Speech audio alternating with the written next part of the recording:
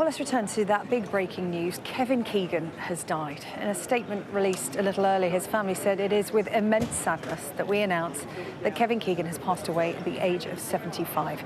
The former England player and manager had been battling cancer and was surrounded by his wife and daughters in his final moments. Let's bring in our sports correspondent, Rob Harris, who joins us on the phone now. We can see him there. Rob, this is incredibly sad news. Kevin Keegan, somebody so well known to football fans.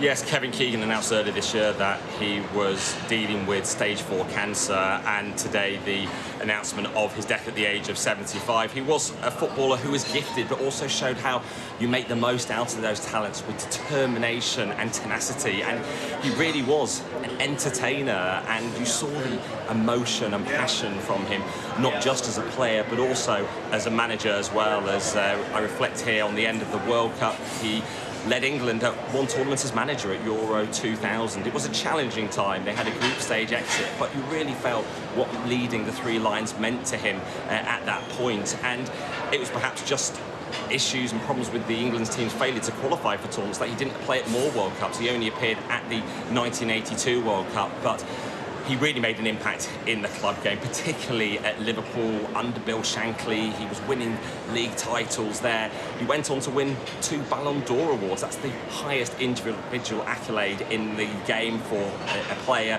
the top player in the world at the time. And that was through his success in Hamburg at Germany, following a trail led by the Beatles, who of course established themselves in Hamburg in the 1960s. And this was a time when perhaps even now you don't get many English players going overseas, so for him to make an impression over there was something quite so noticeable. And the fact that he played in the European Cup final as well in 1977, that was a big game in terms of European football as well, one of the biggest moments. And he also transcended football in so many ways, and it really showed how he was a cultural figure, known as the Mighty Mouse. It showed he had this character far beyond the playing field, and at a time before social media, he had this ability to transcend the game, and it was not just appearing in public road safety information adverts, also singing as a pop star, and as well appearing in public safety adverts for roads. So it just showed what a figure he was at the time, particularly in the 70s and the 80s. And it was then he actually, surprisingly, joined Newcastle in the 80s, and that's where he started to establish himself in the northeast, where he has such a fond reputation, where to this day he is known as the Messiah, and he helped to lead Newcastle out of the second division, but then went away from football for 8 years. No one really heard that much from him, but then surprisingly he then made a return to football in management at Newcastle. At the time they were in the second tier.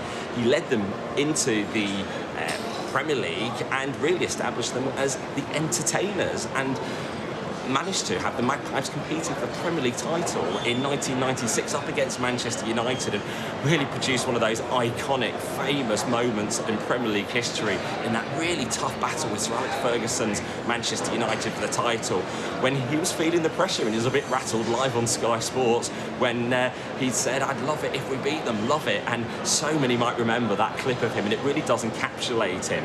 But Newcastle saying in their statement today that he was so much more than an entertainer.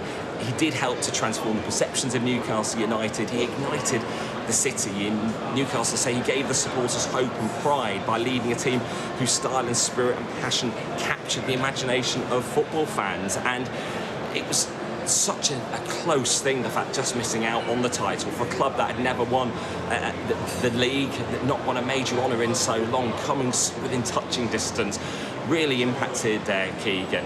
He did go on then to manage Fulham, and while he was at the West London club, England came calling after Glenn Hoddle left, and he stepped in and he led them to Euro 2000, and then had further jobs at Manchester City as well. And he was a figure I'd see all around the game. I'd see him at various events, and in fact just last year he was at Parliament campaigning on behalf of footballers in terms of dementia care, in terms of the impact of brain injuries as well, trying to think about the next, protecting those who are in the game or those who've been in the game, and really did reflect how he's quite a political figure, because as you SGA in Downing Street, one of those memorable images of him heading the ball with Tony Blair in the mid-90s.